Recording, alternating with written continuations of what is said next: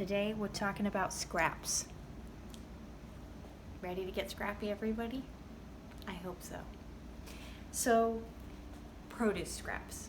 Fruits, obviously, you're gonna compost or throw in the trash if you don't compost. Or, I don't know. Tell me the creative things you do with fruit scraps. I'd love to hear. Feed raccoons. Okay. So, here you can see I have various produce scraps, like the ends of some potatoes, sweet potatoes, little onion skin, the ends of carrots. And you can compost this, and sometimes I do.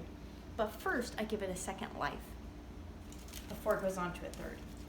I have a plastic freezer bag that can zip and labeled stock. And I just dump those in there. And that will live in my freezer until whenever it's full, usually a month or two.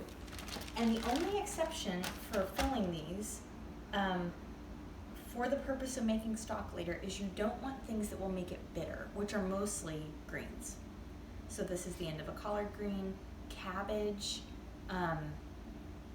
broccoli, any spinach or lettuce. You don't want that kind of stuff in there. That just needs to go into the compost bin. Yeah.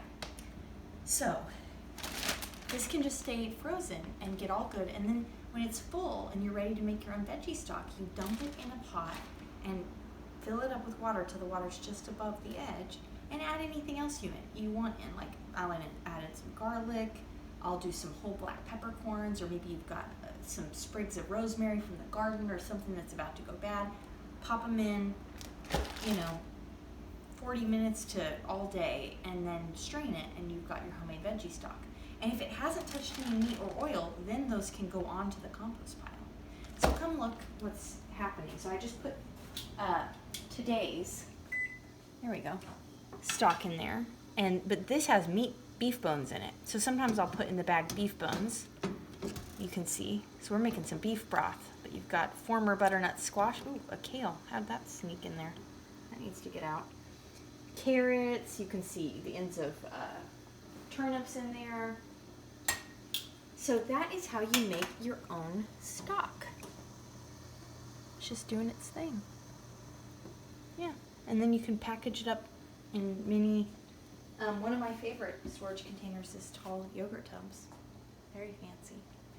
And, I'll freeze some, I'll give some away to neighbors, and then I'll keep some for that week.